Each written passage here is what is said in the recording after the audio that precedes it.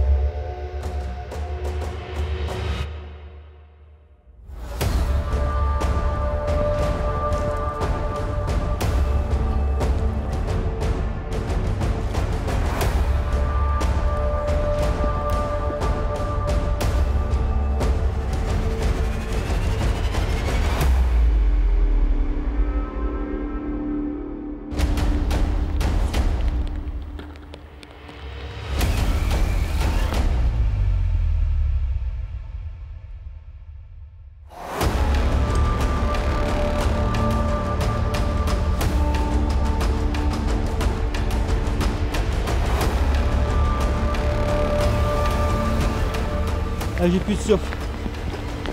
Oh!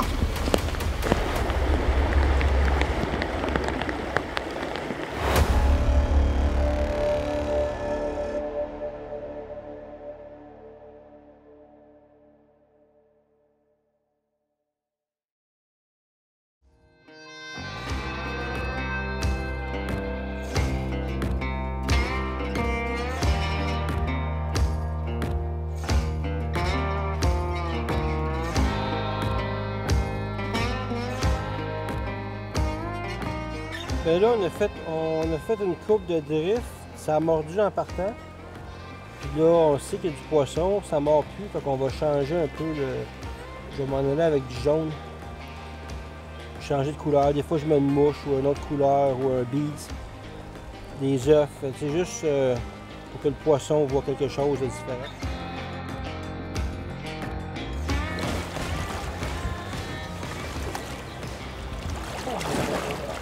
Oh.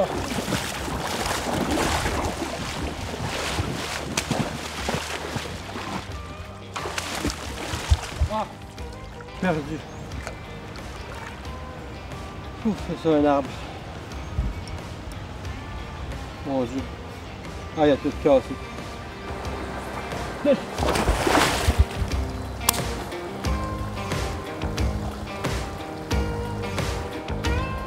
Ça a bien commencé le matin. Ça s'en vient tough. Je n'en prends pas un d'ici 30 minutes. Je lâche la pêche. Je commence à jouer au golf.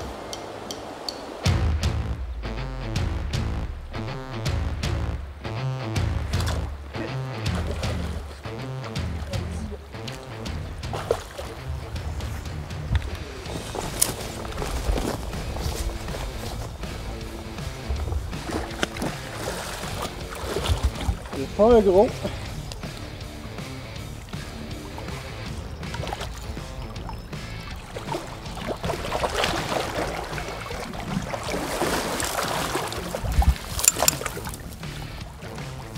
pas gros, mais c'est actif.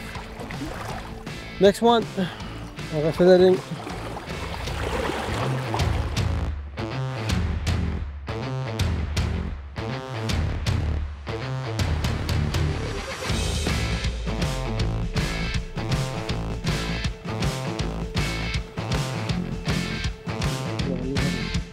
Plein de fiches là.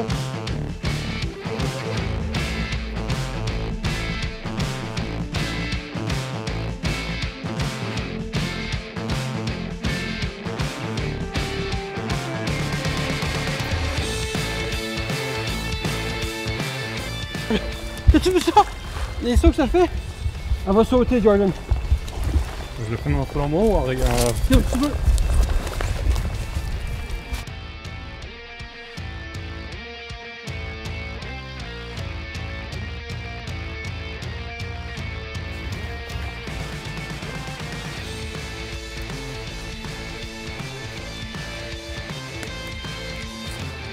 Après plusieurs sauts acrobatiques dans les airs, là, une belle steelhead. Elle m'a fait peur, j'avais du 6 livres test, puis elle a vraiment fait une coupe de run, fait que très content. Oups! Très content d'avoir landé cette belle steelhead là. Ben ça a été difficile, on a commencé un matin, on a pogné 2-3, quasiment back à back. C'est tombé mort pendant 2 heures de temps. Vers l'heure du dîner, j'en ai manqué 3. Les 3 m'ont cassé ma ligne. Parce qu'il faut comprendre que la steelhead, la piquer, la ferrer, c'est une affaire. La ramener au bord, c'est une autre affaire. Puis tu as vu la grosseur qui était, c'était des spécimens de 8, 10 livres, peut-être 12 livres. Les 3 ont cassé ma ligne. C'est frustrant. Ça fait partie de la pêche. Pour le center pin, bien, premièrement, ça prend un moulinet, un center bearing. Qui n'a pas de drague, c'est 1 pour 1. Fait que une canne, 12, 13, 14 pieds. Puis qu'est-ce qu'on fait, c'est qu'on a un flotteur. On met un flotteur qui va flotter sur l'eau. On met une série de plombs pour garder le flotteur droit.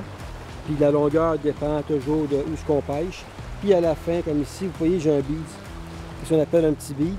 Fait que c'est juste un petit bead que le poisson va mordre. Puis on met l'hameçon en dessous. Quand il mord, ben, le bead, on le fait, puis l'hameçon automatiquement va dans la bouche du poisson. C'est une méthode assez simple une fois qu'on l'a pratiqué, parce que pour commencer, ben, ça prend de la pratique là, pour cette technique-là. Pour ceux qui veulent commencer la pêche en rivière, qui veulent utiliser la technique center pin, oui, c'est simple d'aller s'acheter une canne puis le moulinet, mais c'est vraiment une technique spécialisée qui prend beaucoup de pratique. Oh, vous avez quasiment pas le choix de commencer avec un guide. Moi, j'ai Bruno ici, Bruno Maillot. J'ai commencé avec Bruno il y a 4-5 ans environ. C'est mon professeur, dans le fond, de center pin. C'est lui qui m'a tout montré. Je suis un passionné de la pêche. Et Bruno, comme que je disais, c'est pas juste avoir un flotteur, puis un bead, puis un hameçon, puis lancer n'importe où. C'est des heures, des jours, des semaines de pratique à maîtriser comment contrôler ça. C'est exactement ça, Christian. En effet, c'est vraiment une question de précision, c'est une technique de finesse. Ouais, finesse. Vraiment une technique de finesse, de précision, beaucoup de petits détails, énormément de petits détails qui vont rentrer en ligne de compte, qui vont vraiment faire une différence dans ta journée pour une qualité de pêche, pour des résultats de pêche en fait. C'est vraiment très spécifique, c'est de la pêche en rivière, c'est de l'expérience que ça prend, c'est de la compréhension des veines d'eau. Le guide, c'est pas juste savoir où environ les meilleurs endroits sont, c'est quand j'ai commencé, moi, j'étais avec Bruno, puis il y avait un pool, puis je lançais 10, 20, 30, 40, 50 lancers, je pognais rien. Bruno, à chaque 3-4 lancers, en pognait une. Je lançais la même place que lui, la même leurre, la même couleur. C'est tellement précis, de suivre le courant, le lancer pour que ton flotteur reste droit. C'est tous des petits détails que absolument ça prend. Je vous suggère fortement un guide pour faire ça. D'ailleurs, que le guide Bruno qui guide sur les rivières du lac Ontario, qui est un excellent guide.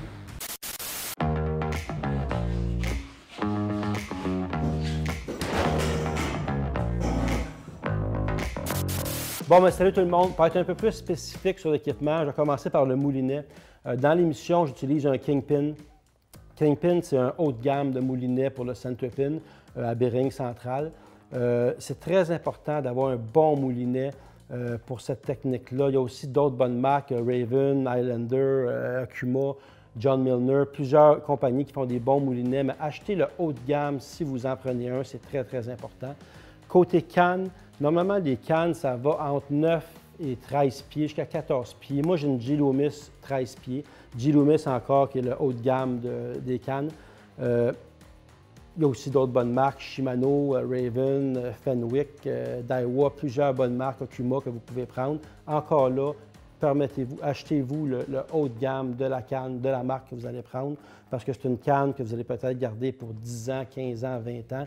Puis c'est très important. Puis la longueur de la canne, pourquoi 13 pieds? Vous allez avoir beaucoup plus de fun à combattre un poisson qu'une canne de 13 pieds qu'avec une canne de 9 ou 10 pieds. Un petit peu plus difficile à maîtriser la technique, surtout dans des rivières qui sont plus étroites. Mais une fois que vous la maîtrisez, l'important, c'est d'avoir du fun. Puis avec une 13 pieds, plaisir garanti pour la truite ou le saumon en rivière. C'est vraiment, vraiment le fun. Un autre petit détail, comme vous avez vu dans les rivières, on se promène et on cherche des fosses qui vont de 4 à 8, 9 pieds d'eau. La raison, c'est que la steelhead, elle monte puis elle va se cacher dans ces fosses-là, puis elle prend comme un petit break dans la fosse. Vous voyez ici mon montage. J'ai un montage que j'avais exactement le même pendant l'émission. J'étais environ 4 pieds et demi de long pour que ça descende assez creux dans l'eau.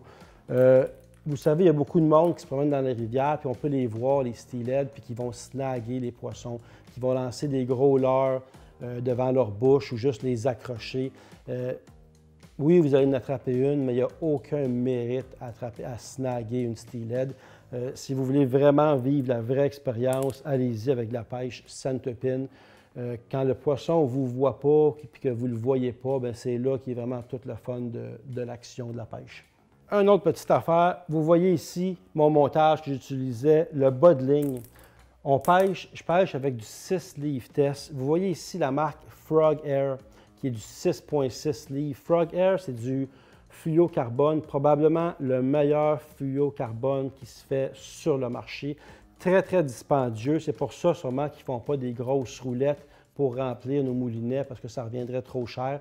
Mais avec du 6 livres de bas de ligne, je suis capable de sortir un poisson de 12, même j'ai déjà sorti des saumons de 15-18 livres avec du 6 livres test. Fait que le bas de ligne, la marque Frog Air, il y a plusieurs marques, mais je vous le dis, cette marque-là, je ne suis pas commandité encore pour Frog Air, mais c'est vraiment la meilleure qualité de fil que j'ai vu sur le marché de fluocarbone le plus résistant qui existe. Fait que je vous le conseille. Une autre petite chose que je vais vous montrer, que vous utilisez des œufs, des billes, des mouches, des vers, peu importe, la grosseur de l'hameçon, j'utilise un numéro 10. Pour vous donner une idée, c'est la grosseur de mon petit ongle. Vous n'avez pas besoin de plus gros que ça pour la steelhead. Il y en a même qui utilisent des plus petits, des numéros 12. Fait que c'est en masse gros, une bonne qualité d'hameçon. Pas besoin d'aller plus gros que ça. Bon, dernière chose pour finir, je viens de vous expliquer quelque chose.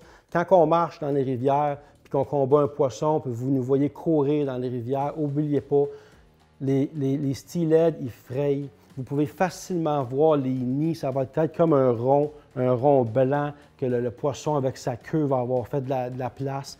Et évitez de marcher là-dessus. Si vous marchez là-dessus, vous tuez des milliers d'œufs de steelhead. Fait que l'eau est tellement claire qu'en courant, vous pouvez très, très bien voir. Fait que si vous traversez la rivière, si vous combattez un poisson, soyez toujours alerte à ne pas piler sur les nids de steelhead. C'est extrêmement important.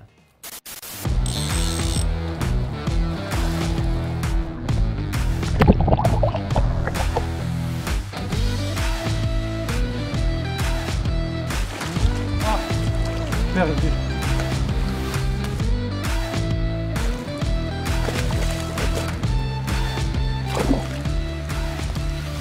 Bon, notre journée est finie comme ça. Ça a été difficile. On a quand même pogné des belles steelhead. On a échappé des grosses. Autant moi et Bruno, on s'est fait casser. Tout est arrivé. C'est ça la pêche à la steelhead. On a même cassé une canne. Casser une canne, casser 3-4 fois la corde. Mais c'est ça qui est trippant de venir ici. Puis c'est ça. Bruno, je te remercie beaucoup de nous avoir aidés. Merci Christian, c'était une journée pas facile. Une journée avec beaucoup d'embûches. Mais écoute, c'était une journée plaisante pareil, ça reste la pêche. Hein. Exactement. J'ai toujours du fun. À chaque année, je viens avec toi, puis on a toujours du fun ensemble. Fait que je suggère à tout le monde la pêche, ceux qu'au mois de mai, avril veulent pêcher en rivière, c'est vraiment pour l'essayer. Pour l'essayer pour le croire.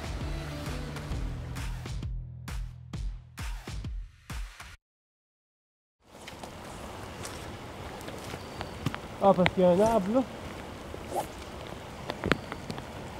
Il y a vraiment un arbre là.